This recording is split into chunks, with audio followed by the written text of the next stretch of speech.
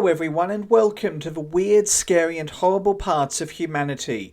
Today we are looking at the only fatal accident of North Korea's national airline Air Koryo, the 1983 Choson Korean Airways Ilyushin IL-62 crash, which in many ways 40 years later still remains a massive unknown and mystery, with the route ironically not having a flight number as it was an unscheduled flight at a time when Air Koryo would have the name Choson Korean Airways, with the airline changing its name to Air Koryo in March 1992, becoming the one-star airline that we love to make fun of and yet remain bizarrely fascinated by.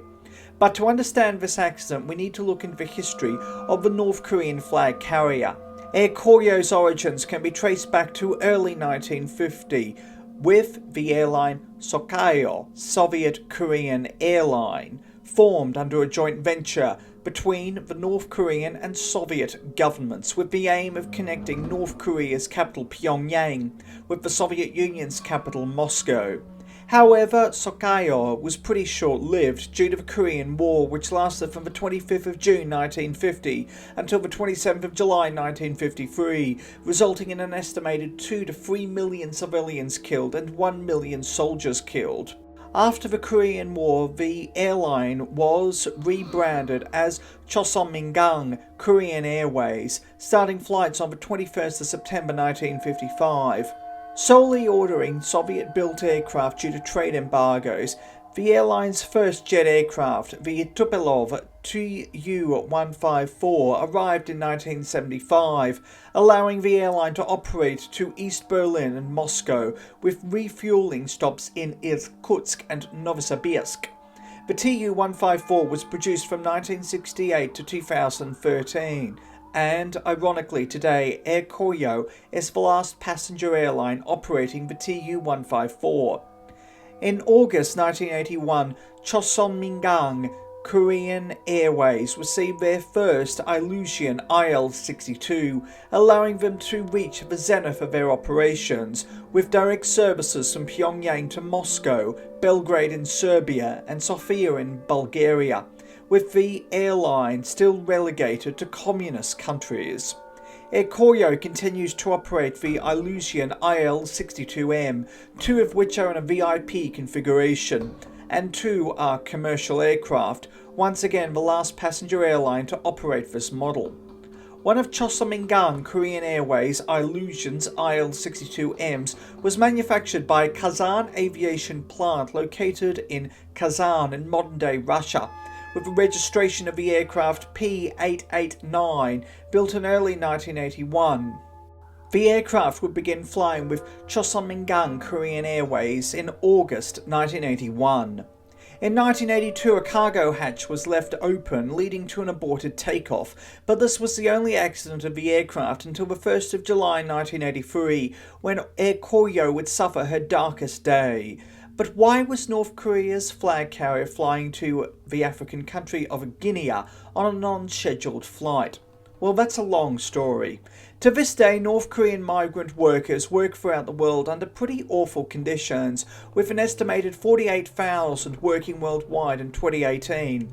The practice continues despite a United Nations Security Council resolution ordering all countries to expel North Korean workers by the end of 2019, with workers having been sent overseas from the early 1980s, ranging from working in logging camps in Russia, factories and restaurants in China, farms and shipyards in Eastern Europe, construction sites in the Middle East, and doctors in African hospitals.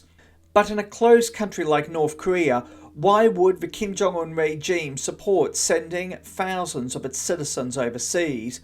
Well, the answer is precious foreign currency, with tens of thousands of North Korean workers overseas bringing in billions of dollars a year for the Kim Jong-un government. This was most controversially seen during the 2018 Football World Cup in Russia, where 190 North Koreans lived in dire living conditions with low pay, building the Krestovsky Stadium in St. Petersburg, with one passing away during the construction.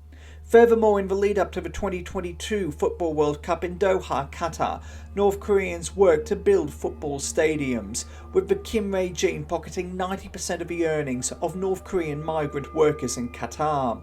However, these are considered to be high-level positions in North Korea, leading to people paying bribes so that they or their children can live overseas and have a higher salary than they would back home, despite living like slaves and having their passports taken away. This has also allowed Air Koryo in transporting North Korean labourers overseas to fly to some very unique places from Pyongyang, including Kuwait.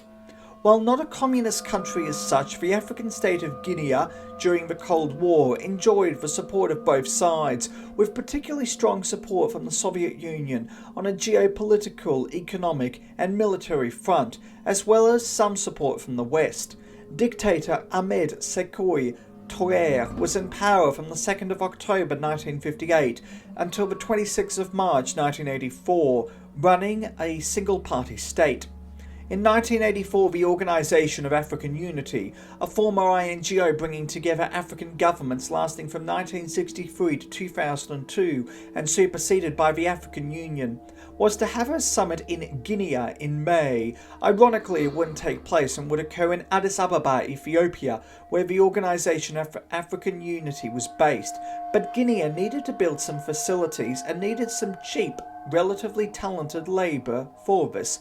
Enter North Korea and Chosomingang Korean Airways P889, which on the 30th of June 1983 took off from Pyongyang Sunan International Airport on a one-off flight with construction material, 17 construction workers and technicians aboard, as well as 6 crew members, bound for Conakry International Airport, the capital of Guinea, but they would never make it.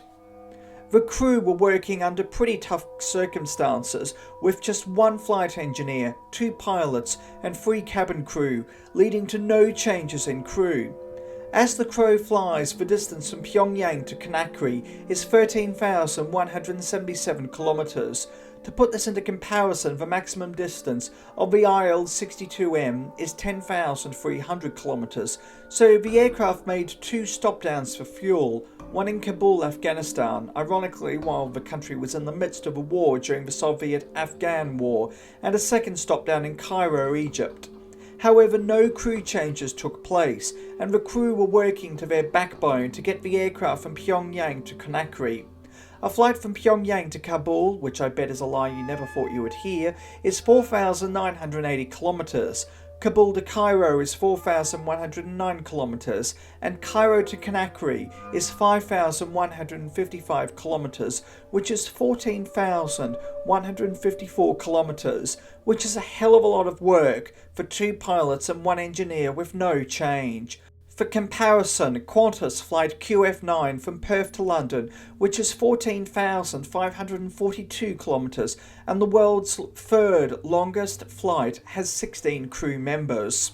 On the 1st of July 1983, the Ilyushin IL-62 took off for a final leg from Cairo to Conakry at a distance of 5,155 kilometres or 3,222 miles. However, it would never make it. P-88L crashed into a mountain in the Guinean highland region of Fayalta Dajalon with an average elevation of 3,000 feet and the highest point, Mount Loira, of 4,970 feet, with the plane crashing in a remote area near Labé, the 2nd largest city in Guinea.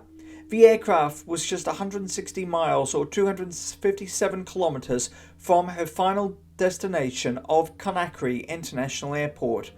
Authorities in Guinea took a long time to get to the site due to the remote area in the Fouta Dajalon where it crashed, and information was scarce. However, all 23 aboard would be killed instantly. This led to the world not knowing about the crash until the 6th of July, 5 days later, when Nigerian radio reported on it. So what exactly happened? Well, we don't exactly know. The Guinean and North Korean governments never released the cause of the crash and covered it up, and even 40 years later we are none the wiser to knowing exactly what happened, as it was swiped under the rug. However, it is speculated that based on where the plane crashed, the pilots flew into the mountain in the highlands in the Fota Dajalon, think Thai Airways International Flight 311, where an Airbus A310-304 from Bangkok Donmueong International Airport crashed into the Gopte and Therapti Pass in Nepal on its way to Kathmandu, Nepal on the 31st of July 1992. Ultimately, the North Korean crew were unable to pull the aircraft up as it flew too low. This was possibly brought on or exacerbated by the crew's mammoth journey and fatigue, with the crew exhausted and possibly asleep. But until the fall of the Kim regime, we are unlikely to know the full story. What happened to the crew and their bodies is unknown.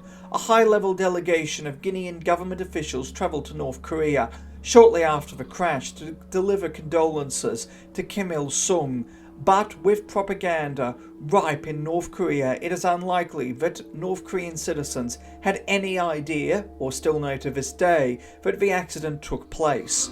It would become the deadliest aircraft accident in the history of Guinea, and the 10th Ilyushin IL-62 accident. Thank you for watching. Please do yourself a favour and hit that subscribe button and the bell icon to inform yourself when new videos come out.